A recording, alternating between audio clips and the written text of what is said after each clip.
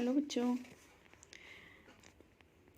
Next topic है 14.1 do plants breathe. क्या plant breathe करते हैं?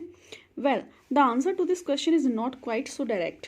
ये इसका आंसर आप डायरेक्टली नहीं कह सकते हो। Yes, plants require oxygen for respiration and to occur and they also give out carbon dioxide. हाँ, उनको ज़रूरत होती है ऑक्सीजन की और कार्बन डाइऑक्साइड भी उनको चाहिए होती है, या फिर ऐसा कह सकते हो they also give out carbon dioxide, वे भी कार्बन डाइऑक्साइड को रिलीज करते हैं। Hence plants have systems in place that ensures the availability of O2। Plants के अंदर भी ऐसा सिस्टम होता है जिसके लिए ऑक्सीजन की अवेलेबिलिटी होनी चाहिए। Plants unlike animals have no specialised organs for gaseous exchange. Plants में एनिमल की तरह कोई स्पेशल ऑर्गन्स तो होते नहीं हैं गैसेस को एक्सचेंज करने के लिए, जैसे कि ह्यूमन बीइंग के अंदर लंग्स होते हैं। बट दे हैव स्टोमेटा, लेकिन उनके अंदर क्या होते हैं? स्टोमेटा होते हैं और लेंटी सेल्स होती हैं इस पर्पज के लिए। There are several reasons why plants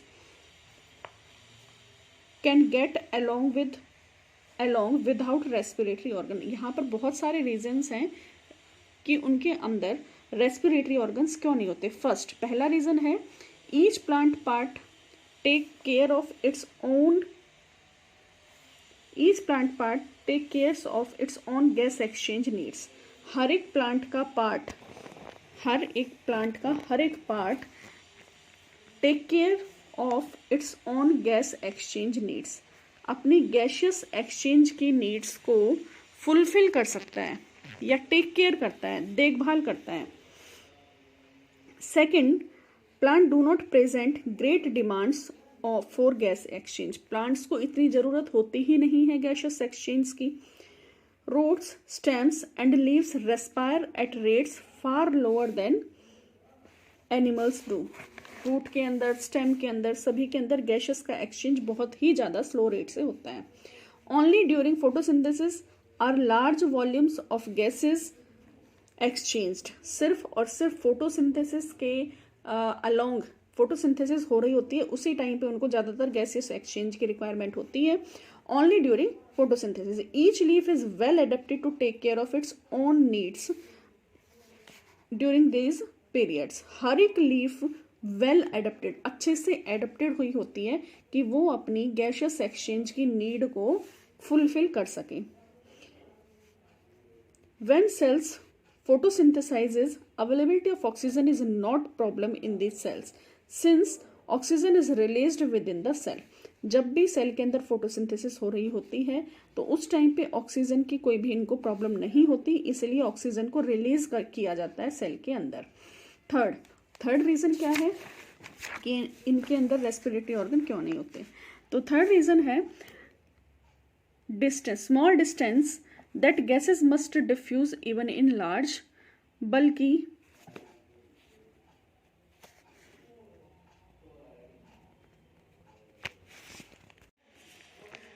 plants is not great.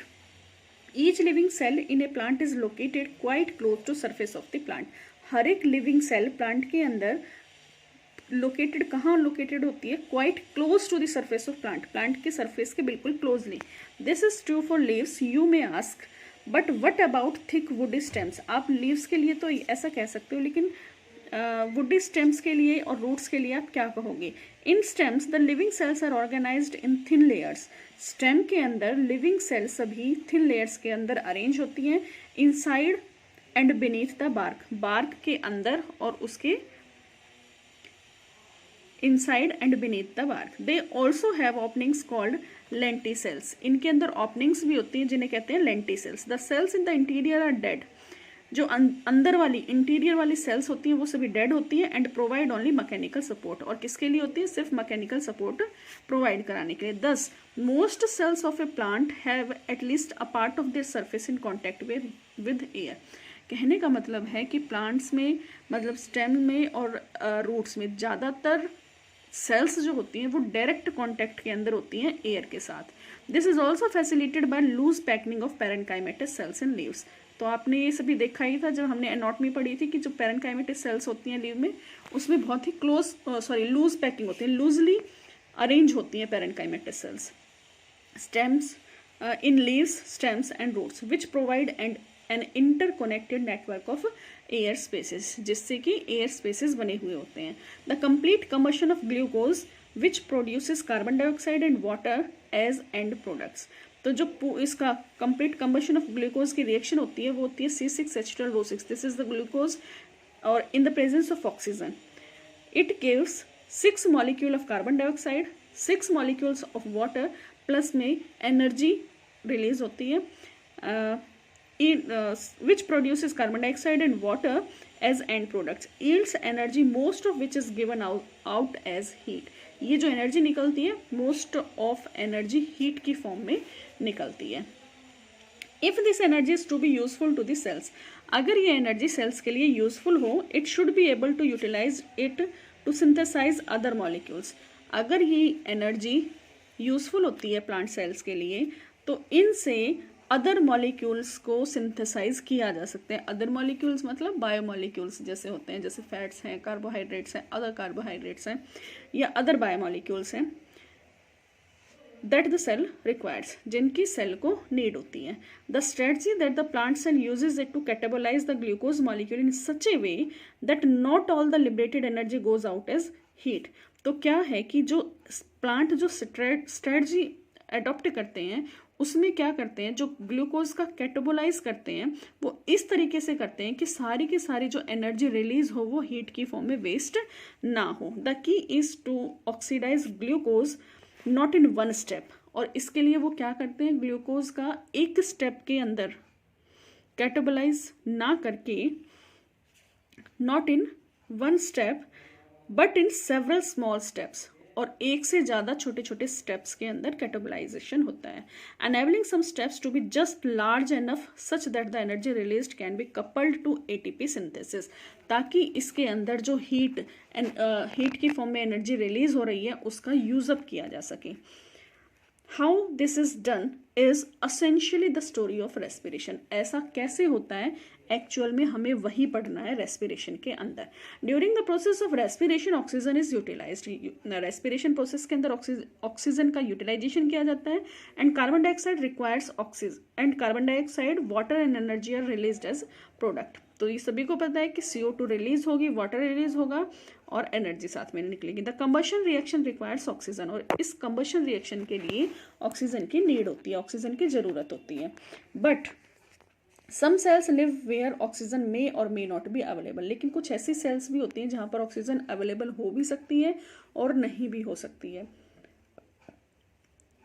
Can you think of such situations where oxygen is not available. क्या आप ऐसी सिचुएशन या ऐसे किसी ऑर्गेनिज्म के बारे में बता सकते हो जहां पर कि ऑक्सीजन अवेलेबल नहीं होती, जैसे कि ईस्ट होता है या फिर कोई बैक्टीरियल सेल्स होती हैं जहां पर ऑक्सीजन की अवेलेबिलिटी नहीं होती. There are sufficient reasons to believe that the first cells on this planet lived in an atmosphere that lacked oxygen.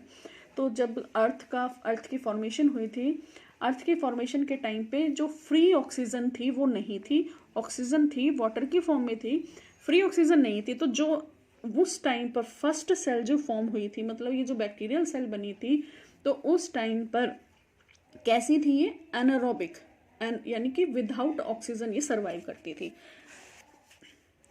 There are sufficient reasons to believe that the first cell on this planet lived in an atmosphere that lacked oxygen. ऐसे atmosphere में रहती थी जहां पर oxygen की lacking थी, कमी थी. Even among present day living organism we know of several that are adapted to anaerobic condition. इसे कहते हैं एनारोबिक कंडीशन, विदाउट ऑक्सीजन के जो कंडीशंस में लिव करते हैं, रहते हैं. Some of these organism are facultative anaerobes. इनमें से कुछ फैकल्टेटिव एनारोब्स भी होते हैं. फैकल्टेटिव का मतलब होता है ऑप्शनल. ऑप्शनल मतलब कि वो ऑक्सीजन की प्रेजेंस में भी रह सकते हैं और ऑक्सीजन की अब्सेंस में भी सर्वाइव कर सकते हैं. While in others the requirement for anaerobic condition is obligate. जबकि कुछ केसेस में क्या होता है कि ऑब्लिगेट, मस्ट है ऑक्सीजन का नहीं होना, मतलब कि वो ऑक्सीजन की प्रेजेंस में नहीं रह सकते, ऑक्सीजन की अब्सेंस में ही रह सकते हैं. स्ट्रिक्ट है उनके लिए. In any case all living organism retain the enzymatic machinery to partially oxidize glucose without the help of oxygen. किसी भी केस में सभी लिविंग ऑर्गेनिज्म के अंदर एक एंजाइमेटिक मशीनरी होती है, वो क्या करती है, पार्शियली ऑक्सीडाइज करती है ग्लूकोज को with the help of oxygen, यानी कि ग्लूकोज का कंबशन होता है ऑक्सीजन की प्रेजेंस में और कार्बन डाइऑक्साइड बनता है, वाटर बनता है, साथ में एनर्जी रिलीज होती है। This break down of glucose to pyruvic acid is called glycolysis. Underline कर लेना, इसको स्टार लगा लेना। The break down of glucose, glucose का टूटकर पायरुविक एसिड में कन्वर्ट होना ही ग्लाइकोलिसिस। ग्लाइको का मतलब ग्लूकोज, लिसिस का मतलब टूटना। तो ग्लूकोज का टूटना, और किसमें टूटता है, पायरुविक एसिड के अंदर टूटता है। ये हम अभी देखेंगे आगे पायरुविक एसिड क्या है। पायरुविक एसिड एक 3 कार्बन कंटेनिंग कंपाउंड है, 3 कार्बन कंटेनिंग कंपाउंड है। इस प्रोसेस को कहा जाता है ग्लाइकोलिसिस। अब धीरे धीरे हम पढ़ेंगे कि कौन सी मतलब प्रोसेस हो रही है प्लांट्स के अंदर रेस्पिरेशन में। तो ग्लाइकोलिसिस पढ़ते हैं। The term glycolysis has originated from the Greek words glycos. Glycos sugar के लिए यूज किया जाता है, एंड लिसिस फॉर स्प्लिटिंग, और लिसिस का मतलब है स्प्लिट होना, टूट जाना। The scheme of glycolysis was given by Gustav Embden, ये एक साइंटिस्ट का नाम है, Otto Meyerhof and J Parnas, and is often referred to as EMP pathway. Underline करो, इसको स्टार लगा लेना, इस पे EMP पाथवे भी इसको कहा जाता है। इन एनारोबिक ऑर्गेनिज्म के अंदर it is the only process in respiration, ये सिर्फ यही प्रोसेस होता है एनारोबिक के अंदर। एनारोबिक मतलब एक होते हैं एयरोबिक, एक होते हैं एनारोबिक। एनारोबिक मतलब विदाउट ऑक्सीजन जो सर्वाइव करते हैं, और एयरोबिक मतलब विद ऑक्सीजन जो सर्वाइव करते हैं। एयरोबिक मतलब इन प्रेजेंस ऑफ एयर, और एनारोबिक मतलब इन अब्सेंस ऑफ एयर। तो इन एनारोबिक ऑर्गेनिज्म के अंदर it is the only process in respiration. Glycolysis occurs in the cytoplasm of the cell. कहाँ पे अकर होती है ये, साइटोप्लाज्म के अंदर, सेल के साइटोप्लाज्म में होती है, and is present in all living organism. In this process glucose undergoes partial oxidation.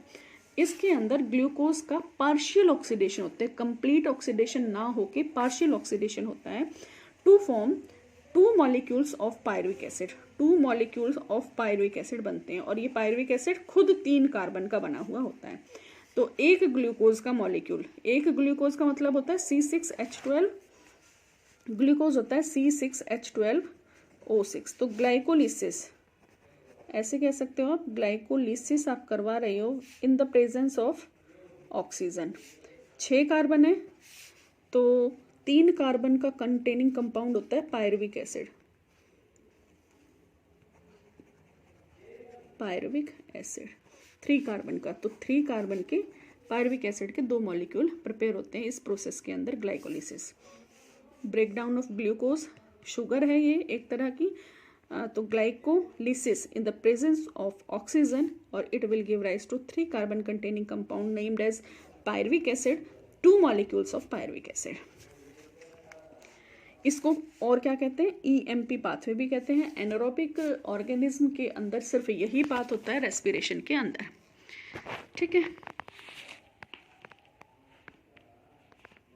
In plants glucose is derived from sucrose.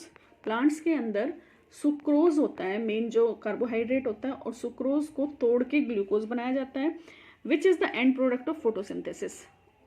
और फ्रॉम स्टोरेज कार्बोहाइड्रेट्स,